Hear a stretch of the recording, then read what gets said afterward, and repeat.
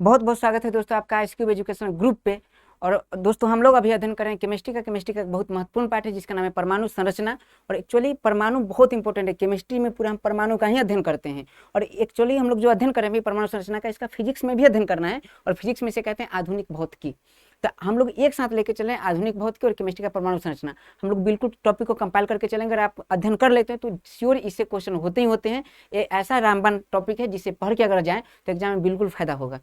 चलिए, तो हमारा जो आयाम था, आज का जो टॉपिक है, हम लोग पिछले क्लास में अध्ययन कर चुके हैं प्रतिदीप्त। जनरली भी तक जो अध्ययन किया उसको अगर एक बार देख ले तो हम लोग सबसे पहले अध्ययन किए थे परमाणु क्या है, उसके बाद अध्ययन किए थे परमाणु के बाद हम अध्ययन किए थे परमाणु के बारे में कनाद ने, डेमोक्रिटस ने और उसके बाद लेक्रेशियस ने क्या बताया। उसके बाद हम लोग बात किए थे कि जो रासायनिक संयोग के नियम क्या है। रासायनिक संयोग के बाद हम लोग बात किए परमाणु के बारे में, जनरली बात की कि जनरली कि प्रतिदीप्त पदार्थ क्या है, सुप्रदीप्त पदार्थ क्या है, आत्मदीप्त पदार्थ क्या है एवं जैवदीप्त पदार्थ क्या है।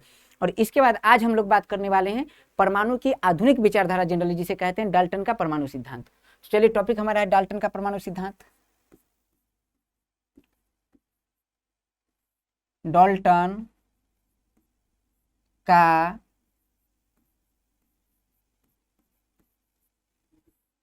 परमाणु सिद्धांत। देखिए, इसे सवाल आने की संभावना है जनरली, क्योंकि इंपॉर्टेंट पार्ट है ये डाल्टन का परमाणु सिद्धांत। इसे पढ़ना कैसे, बिल्कुल, क्योंकि ये सिद्धांत है तो हो सकता है आप भूल जाए, रटना पड़े, इसलिए मैं कोशिश करूंगा रटना ना पड़े। मैं एक अलग तरीके से समझाने का प्रयास करता हूँ।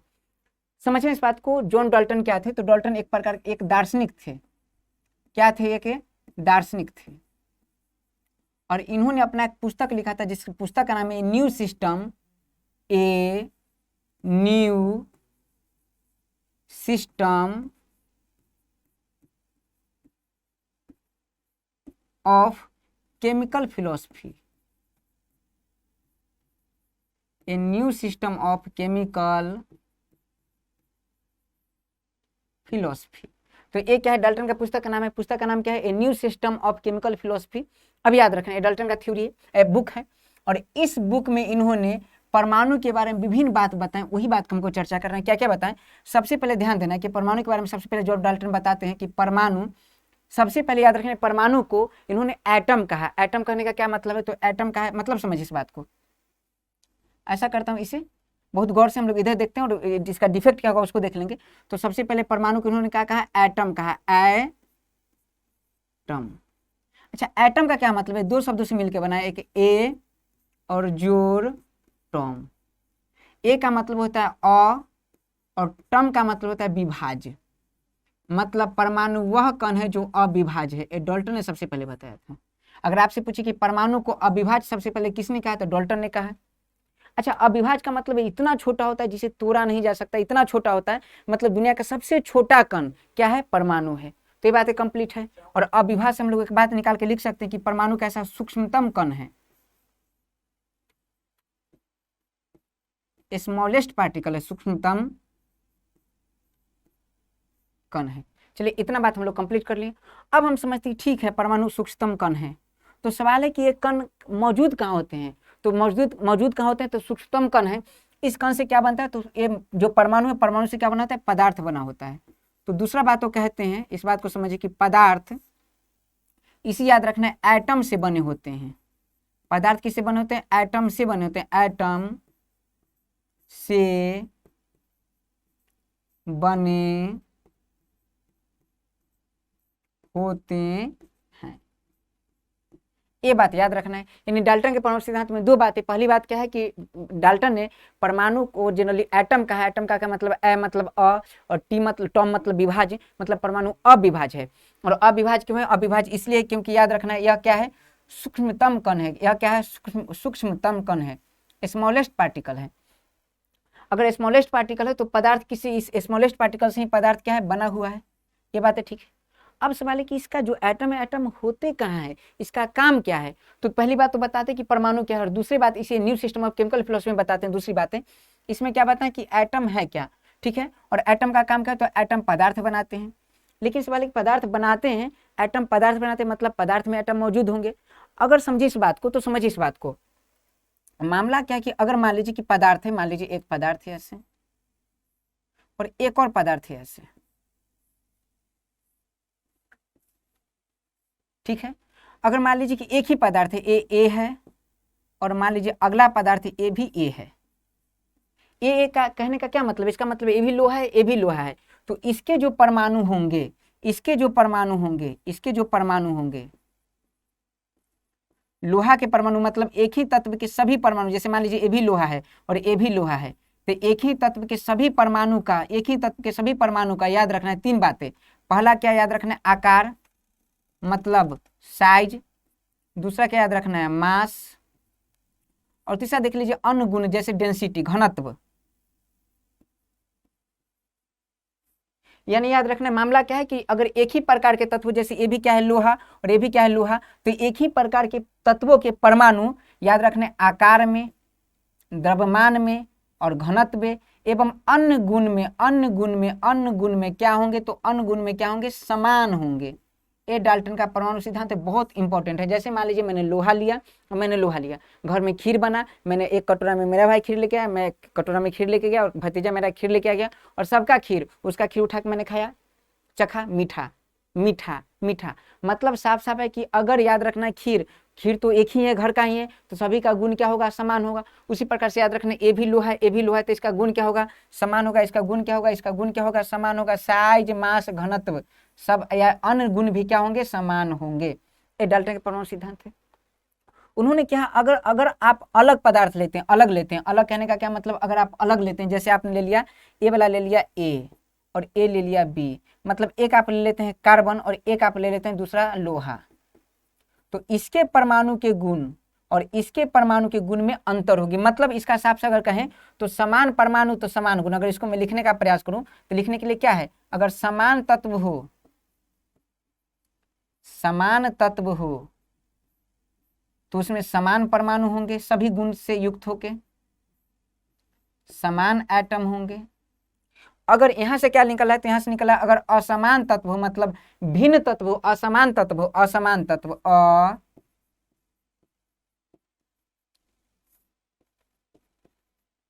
समान तत्व हो, तो असमान तत्व में याद रखना एटम भी क्या होंगे, असमान होंगे।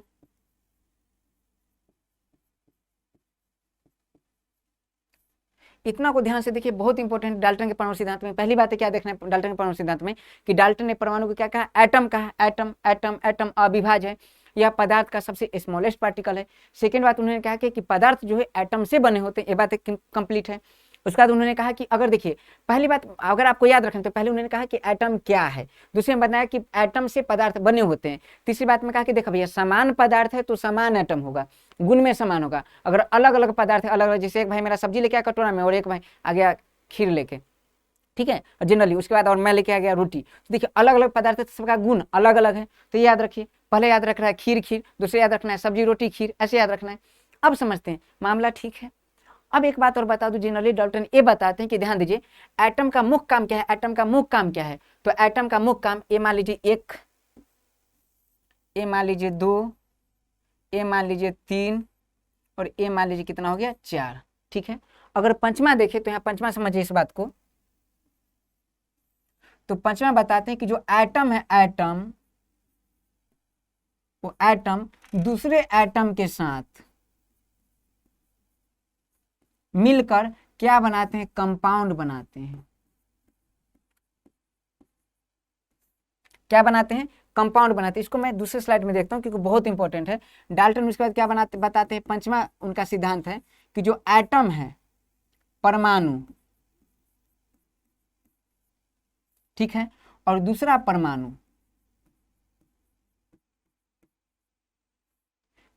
समान परमाणु भी हो सकता है, ये बात बताते हैं डाल्टन ने भी, इनकी गलती है, ठीक है। तो परमाणु परमाणु के साथ मिलके क्या बनाते हैं, यौगिक बनाते हैं, ठीक है। और याद रखना यौगिक बनाते हैं और उसमें जो सम्मिलित होते हैं उसे यौगिक के परमाणु कहते हैं। ये बताए थे, जैसे समझिए इस बात को, मैं अगर लिखूं यहां जैसे H2 और जोड़ O2 और ऐसे करके क्या बना देगा, H2O बना देगा। सबसे अंतर क्या मामला समझिए, मामला यह है कि उन्होंने इसे अणु नहीं कहा, वो परमाणु बोले थे, क्योंकि डाल्टन को अणु परमाणु में अंतर नहीं पता था। लेकिन एक बात और, आज हम भले बोल पा रहे हैं, लेकिन उस समय की जो स्थिति थी, उस समय जितना ज्ञान था, उसमें इतनी बड़ी बात करना मामूली नहीं है।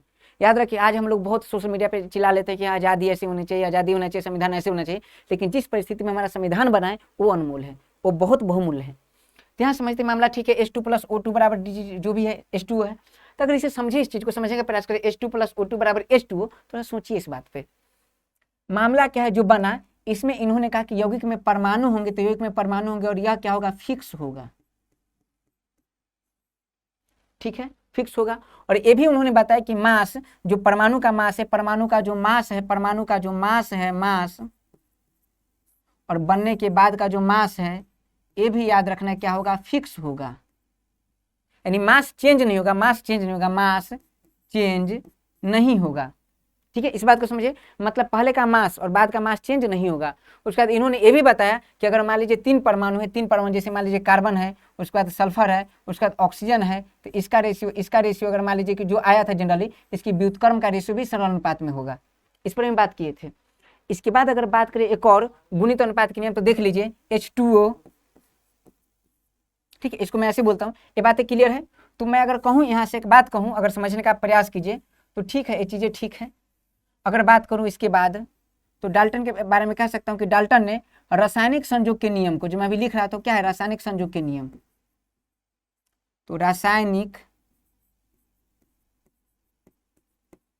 अगर आपको बहुत बेहतरीन समझना है चीजें, तो मतलब जनरली पूरा जितना डिटेल हो सकता है मैं बता रहा हूँ, और एग्जाम में सवाल यहाँ से बाहर नहीं आएंगे, गारंटी इस बात की।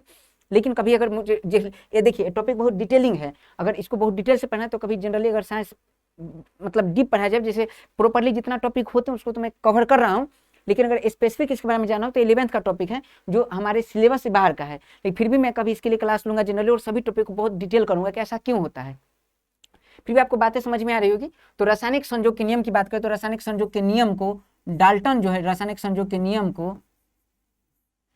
का डाल्टन समर्थन करता है। कौन कौन नियम का, तो एगो तो डाल्टन जानते हैं खुद दिए थे गुणित अनुपात का नियम, तो उसका तो समर्थन करेंगे ही, लेकिन इसके अलावा बाकी जितने रासायनिक संयोग के नियम सभी का समर्थन करते हैं, बस एक नियम का समर्थन नहीं करते, उसे कहते हैं गे-लुसैक गैसीय आयतन नियम। तो याद रखना, उस बात को पढ़ेंगे। अब हम लोग देखते हैं, चलिए इतना बात हम लोग समझ गए डाल्टन के परमाणु सिद्धांत। ठीक है, खूब डुगडुगिया बजा, खूब आगे तक चला डाल्टन के परमाणु सिद्धांत, और डाल्टन बहुत बड़े साइंटिस्ट थे, लेकिन मामला उसमें होता क्या है कि कुछ दिन बाद, याद रखना है, डाल्टन का एक एक सिद्धांत गलत होने लगता है, और ये बहुत बड़ी मतलब साइंस का एक बहुत बड़ा पहलू है, और इसे समझने की आवश्यकता है। तो सबसे पहले डाल्टन के परमाणु सिद्धांत में बात करें, तो सबसे पहले डाल्टन ने क्या कहा था, परमाणु मतलब एटम। ठीक है, और एक बात और बता दूं, यहाँ एक इंपॉर्टेंट बात है इसमें, यहाँ मैंने लिखा भी, रासायनिक संयोग के नियम का पालन करता है, अगर इसे समझिए इस बात को, तो यहाँ हम ऐसे भी कह सकते हैं समर्थन करता है, जिसमें किसको, तो द्रव्यमान संरक्षण के नियम का, द्रव्यमान संरक्षण के नियम का पालन करता है। ये बातें अगर मैं एक एक बात को उठाऊं तो ऐसे समझते हैं, सबसे पहले गलत कैसे हुआ डाल्टन का परमाणु सिद्धांत, तो उसे समझने का प्रयास करते हैं। डाल्टन ने सबसे पहले क्या कहा कि परमाणु जो है अविभाज्य होता है, लेकिन आपको पता चलेगा कि आधुनिक तकनीकी विकास के दौरान परमाणु को विभाज्य किया गया। परमाणु में याद रखना 10,000 के आसपास कण होते हैं, जिसमें एक सबसे फंडामेंटल कण है जिसका नाम इलेक्ट्रॉन है, और याद रखना ऐसे मौलिक कण के रूप में इलेक्ट्रॉन, प्रोटॉन, न्यूट्रॉन तीनों को जाना जाता है, जो सभी परमाणु में मौजूद होते हैं। तो परमाणु के 3 मौलिक कण बताए गए, इलेक्ट्रॉन, प्रोटॉन, न्यूट्रॉन। अगर इसमें में से पूछा जाए कि इलेक्ट्रॉन, प्रोटॉन, न्यूट्रॉन में से मौलिक कौन है, ऐसे तो परमाणु के 3 मौलिक कण है, लेकिन इलेक्ट्रॉन, प्रोटॉन, न्यूट्रॉन में से मौलिक कौन है ज्यादा, तो याद रखना इलेक्ट्रॉन सबसे ज्यादा मौलिक कण है। और इसका इलेक्ट्रॉन का खोज किया था, इसका ट्रिक अगर याद रखना तो रखना ईंट पर नाचो, जैसे ईंट पर खड़ा होकर नाचने लगो, फिर इसका खोज पता चल जाए किसने किया था, ईंट पर नाचो। इसे याद रखना इलेक्ट्रॉन, अटा से याद रखना टॉमसन, मतलब इलेक्ट्रॉन का खोज याद रखना जे टॉमसन ने किया था, जे थॉमसन ने किया था। प से प्रोटॉन और र से याद रखना है रदरफोर्ड, लेकिन प्रोटॉन का खोज गोल्डस्टीन ने भी किया है। तो याद रखना इसका 2 ट्रिक, ईंट पर नाचो या ईंट पग नाचो। प्रोटॉन का खोज गोल्डस्टीन ने किया था, प्रोटॉन के बारे में और विस्तृत बातें रदरफोर्ड बताए थे, प्रोटॉन का नाम रदरफोर्ड दिए थे। उसके बाद बात करना न से न्यूट्रॉन और च से चैडविक, न्यूट्रॉन का खोज चैडविक ने किया था। हम लोग देखेंगे, मैं ये कह रहा हूँ कि परमाणु क्या सबसे सूक्ष्म है क्या, नहीं। एक कार्टून है, कार्टून के अंदर मान लीजिए सेब है, सेब के अंदर भी बीज है, अगर मैं पूछूं सबसे छोटा कौन, तो सबसे छोटा बीज हो गया। तो मामला साफ साफ है कि परमाणु सबसे छोटा कण नहीं है, परमाणु अविभाज्य नहीं है, परमाणु को विभाज्य कर दिया गया है। तो डाल्टन का पहला कॉन्सेप्ट गलत। सेकेंड बात क्या है कि पदार्थ एटम से बने होते, ये तो सही है, लेकिन अगर बात करें तीसरा जो है क्या है कि दो परमाणु याद रखना है कि जैसे 2 सेम अगर समान तत्व हो तो उसके समान तत्व की याद रखना है समान एटम होते हैं, और वो जो एटम होते हैं वो एटम साइज में, मास में, घनत्व में समान होंगे। जरूरी नहीं है, क्यों? जब याद रखना, जब खोज हुआ समभारिक का, मैं इस चीज को दिखाता हूं, अब इसको यहां समझाने का प्रयास करता हूं। जब खोज हुआ समस्थानिक का,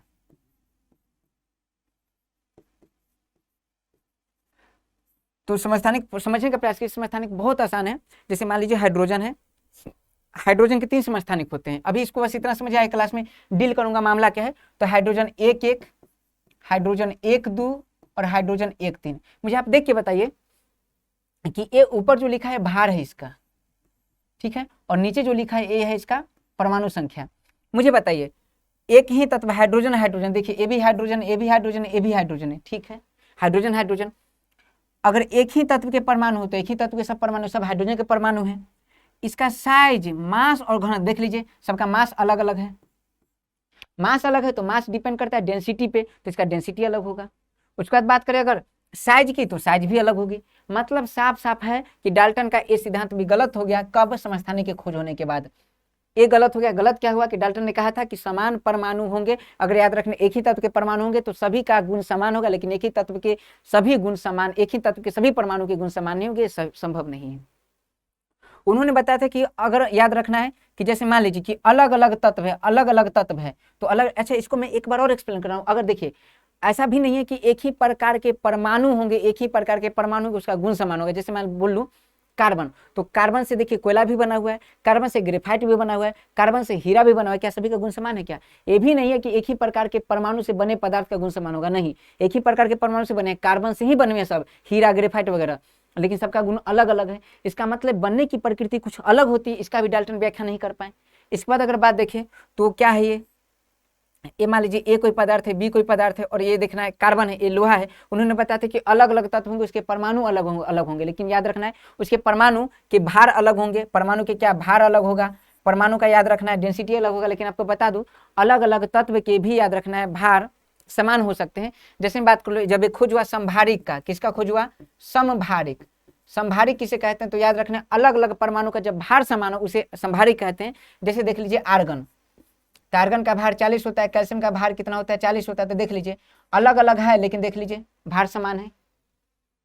तो डाल्टन का परमाणु सिद्धांत एक एक करके गलत हो गया। उसके बाद हद तो तब हो गई जब याद रखना है बताएं कि परमाणु परमाणु मिलकर यौगिक के परमाणु बनाते हैं, और ए अणु के बारे में कोई व्याख्या नहीं कर पाए। और याद रखना गेल-लुसाक के गैसीय आयतन नियम अणु पे ही डिपेंड है, इसलिए याद रखना डाल्टन उसकी व्याख्या नहीं कर पाए, तो मामला यहाँ गड़बड़ आ गया। इसके बाद अगर बात करें, मैं देखिए मैं बातें और डिटेल बता सकता हूँ, लेकिन चीजें अभी एग्जाम में उतना डिटेल आएगा नहीं जितना मैं बता रहा हूँ। सवाल यहाँ से बाहर नहीं आएगा, इस बात को याद रखना है। मैं बहुत डीप जा रहा हूँ फिर भी। चलिए इसके बाद बात करना है रासायनिक संयोग के नियम। तो रासायनिक संयोग के नियम का क्या डाल्टन परमाणु सिद्धांत पालन करता है? बिल्कुल पालन करता है। किस रासायनिक संयोग के नियम का पालन नहीं करता है? गेल-लुसाक के गैसीय आयतन नियम का पालन नहीं करता है। अब एक बात समझना है कि द्रव्यमान संरक्षण के नियम का पालन करता है, तो द्रव्यमान संरक्षण के नियम का पालन तो करता है, लेकिन उन्हें बताया था कि किसी के द्रव्यमान को चेंज नहीं किया जा सकता, द्रव्यमान फिक्स रहता है। लेकिन अब अगर मैं बता दूं कि आप जानते हैं आइंस्टीन का कॉन्सेप्ट है E बराबर डेल्टा mc², जिसमें याद रखना द्रव्यमान की क्षति होती है, द्रव्यमान की क्षति होती है, और पढ़ेंगे द्रव्यमान क्षति। और याद रखना मास में परिवर्तन होता है, मास में परिवर्तन होता है, द्रव्यमान क्षति होती है। रासायनिक अभिक्रिया में जनरली न हो, लेकिन कई प्रकार की, मतलब रासायनिक, कुछ रासायनिक अभिक्रिया में होती भी है, सारे रासायनिक अभिक्रिया में न हो, लेकिन बहुत जगह याद रखना द्रव्यमान संरक्षित नहीं होता है। ठीक है, तो इस बात को याद रखना है। डाल्टन का परमाणु सिद्धांत जनरली अगर देखें तो डाल्टन का परमाणु सिद्धांत गलत हो गया, और डाल्टन के परमाणु सिद्धांत गलत होने के बाद हम लोग डाल्टन का परमाणु सिद्धांत का सबसे बड़ा फेल्योर क्या था? तो इलेक्ट्रॉन का खोज, प्रोटॉन का खोज और न्यूट्रॉन का खोज। जनरली अब हम लोग जनरली इसके बाद हम लोग उसी आयाम पर बात करेंगे, और उसके बाद इलेक्ट्रॉन प्रोटॉन न्यूट्रॉन की खोज होने के बाद परमाणु पर लगातार बहस जारी रहेगी। उसके बाद हम लोग पढ़ेंगे थॉमसन का मॉडल, उसके बाद हम लोग पढ़ेंगे रदरफोर्ड का मॉडल, उसके बाद नील्स बोर का मॉडल, उसके बाद जनरली क्वांटम थ्योरी, अपवाह सिद्धांत, बोर योजना, उसके बाद हमारा परमाणु सिद्धांत पूरा कंप्लीट हो जाएगा। लेकिन याद रखना एक छोटा सा इंपॉर्टेंट बात है कि डाल्टन का परमाणु सिद्धांत गलत तो हुआ, लेकिन यहाँ से सवाल जनरली आ जाएगा। ऐसा नहीं कि जो सिद्धांत गलत वहाँ से सवाल नहीं आएंगे, सवाल आएगा कि सबसे पहले किसने बताया था कि परमाणु अविभाज्य होता है? तो याद रखना जॉन डाल्टन ने बताया था। किसने? याद रखना है कि अगर सवाल ये पूछे कि डाल्टन का परमाणु सिद्धांत क्वेश्चन पूछा भी गया है कि किस प्रकार के रासायनिक संयोग के नियम पर लागू नहीं होते या समर्थन नहीं करता, तो गेल-लुसाक के गैसीय आयतन नियम। यहाँ ध्यान देना है, ये हमारा महत्वपूर्ण आयाम था। अब एक दो पॉइंट जनरली हम लोग जो पीछे पढ़ चुके हैं, अगर उस पर बात करें, जैसे अगर आपको याद रखना है, हम बात किए प्रतिदीप्त पे, उसका सुपुर्दिप्त पे। तो वहाँ याद रखना है, वहीं से हम लोग यूज करेंगे। जनरली क्या यूज करेंगे हम लोग? इलेक्ट्रॉन के खोज, प्रोटॉन के खोज और न्यूट्रॉन के खोज। तो हम लोग मिलते हैं अगले क्लास में इसी ऊर्जा उमंग के साथ। जय हिंद, जय भारत।